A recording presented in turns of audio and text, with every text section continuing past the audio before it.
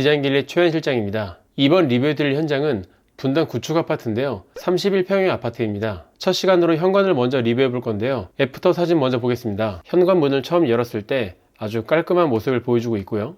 현관과 복도까지 같은 타일 마감을 해주어서 마치 현관 전실이 더 늘어난 것처럼 보이게 했어요. 전면에는 스타일러를 배치하고요. 좌우측으로는 수납장도 같이 만들어 주었는데요. 비포 사진도 한번 볼까요? 현관 문을 열면 왼쪽에 신발장이 있고 그대로 이렇게 광활한 모습을 보여주고 있어요. 비포 도면을 한번 보겠습니다. 일단 현관에 들어서면 집안 전체가 다 보입니다.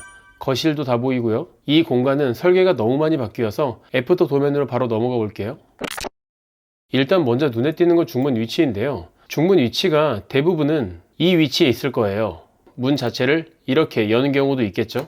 근데 이렇게 되게 되면 현관 안쪽 공간이 너무 좁아지는 거예요. 현관 중문을 이렇게 밖으로 배치했을 때 좋은 점이 어떤 게 있는지 한번 살펴볼게요. 먼저 보이시는 것처럼 현관을 같은 타일로 깔아주는 거예요. 이렇게 바닥재를 같은 타일로만 깔아주어도 현관이 훨씬 더 개방감 있게 보이는데요. 이렇게 현관 전실이 만들어지려면 다른 주방 레이아웃도 뒷받침이 되어야 합니다. 주방도 한번 살짝 살펴볼게요. 자세히 보시면 이만큼 부분이 다 가구예요.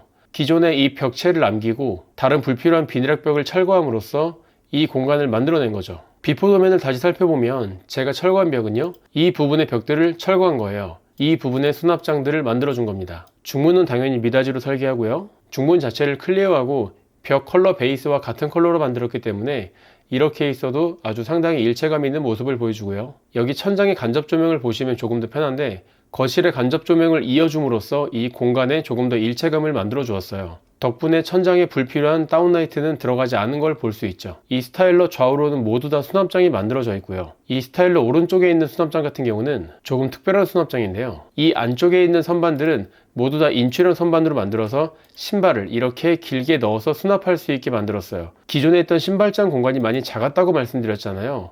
얼마나 적냐면요, 1m 밖에 안 되는 수납장이에요. 이 신발장만 가지고 있다면 신발 수납이 불가능하겠죠.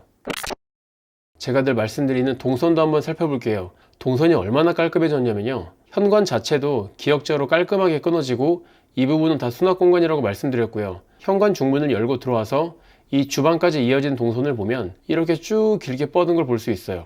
동선 자체에 데드 스페이스가 없어요. 다시 봐도 정말 효율적인 동선이 나왔다고 볼 수 있죠. 현관 전실의 중요성은 몇 번 말씀드려도 부족하지가 않아요. 그렇기 때문에 공간들의 어느 부분을 살릴지 어느 부분을 조금 약하게 갈지를 결정해 줘야 되는데, 이 문 한번 확대해 볼까요? 문선이 없습니다. 문선이 없이 바로 목공 작업을 통해서 문이 닫히는 걸 볼 수 있죠. 이런 부분을 하나씩 살려주면 공간 자체가 아주 깔끔하게 보이는 거예요. 기존 신발장에 있던 공간도 역시 신발장으로 만들어 주었는데요. 기존과 달라진 점은 저는 문짝이 2짝인데 그 전에 있던 신발장을 보시면 문짝이 3짝인 걸 볼 수 있죠. 이 작은 공간에 이렇게 신발장이 나눠지게 되면 안쪽의 수납력은 떨어질 수밖에 없어요. 그래서 이런 경우는 문을 조금 더 크게 만드는 경우가 있어요.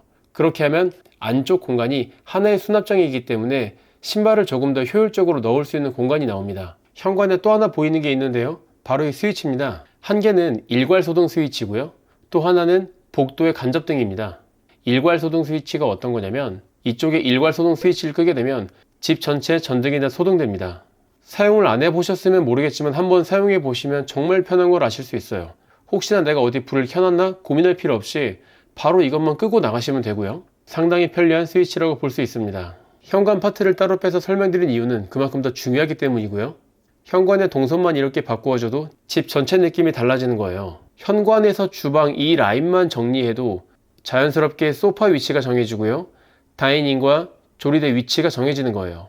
설계자가 아닌 일반인이 이런 레이아웃을 만들어내긴 힘들겠지만 그렇다고 못할 것도 없으니까요.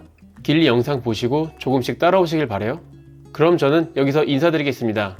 그럼 안녕.